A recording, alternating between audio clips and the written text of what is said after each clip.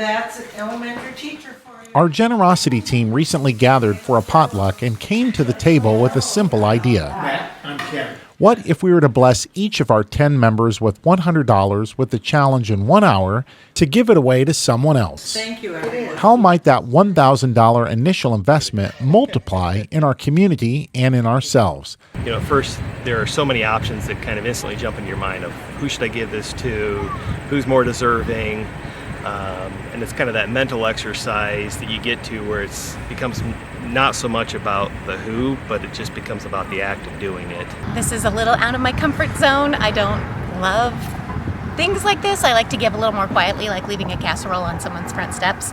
But my dad always told me when you're most uncomfortable about something is usually when you get the most out of it. And so I was trying to approach this like that. I just kind of felt like, who am I going to give it to? What if they're offended? So we ate some good food, talked over our fears and concerns, prayed about it, partnered up, and hit the streets. All right, see you in a bit. Okay. We're off. We dispersed all over town to a variety of places and people. Some bought groceries, others helped the homeless, and some supported those working with youth and children. Matt Moore felt led to give his $100 to a woman in the True Value parking lot who was working hard to brighten up her son's bedroom. You shocked me, and that's very, very kind. Very kind, very appreciative. Your eyes are starting to water up. What's that about? Because I'm glad that there's so kind people in this world. It's hard to find nowadays. Laura Walsh and Lindsey Brown trekked to First Avenue Hy-Vee to bless a military veteran and a young mom working hard to make ends meet. I want to cry.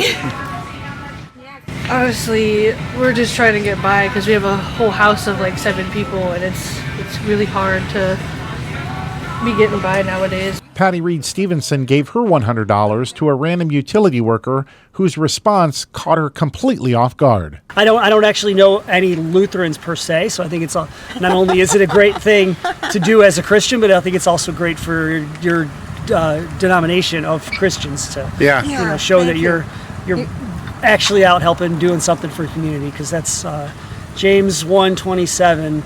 Pure religion, undefiled before God and the Father, is this: to look after the poor and the widows in their affliction, and to keep yourself unspotted from the world. And that, to me, that's one of my very favorite verses, because it means like pure religion is to help people. Some people were stunned. A few people simply couldn't wrap their minds around the generosity, and yet others vowed to pay it forward.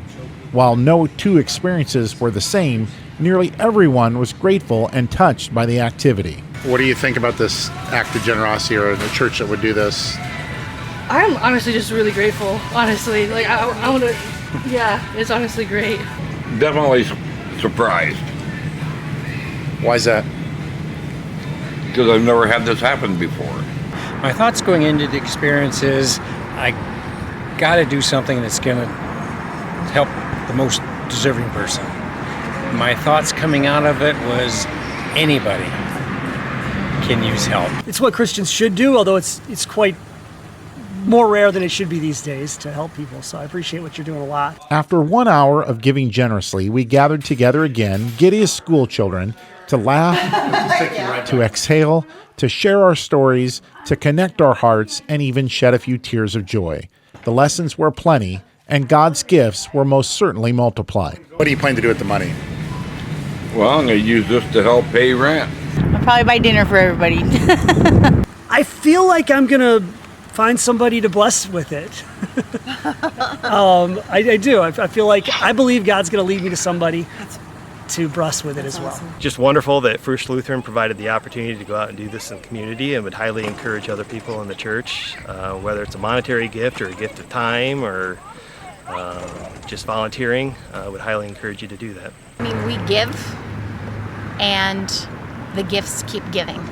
So that's what multiply means. It's, you don't know where it's going, what it's doing, but it's going to be doing something if we let the Holy Spirit do the work.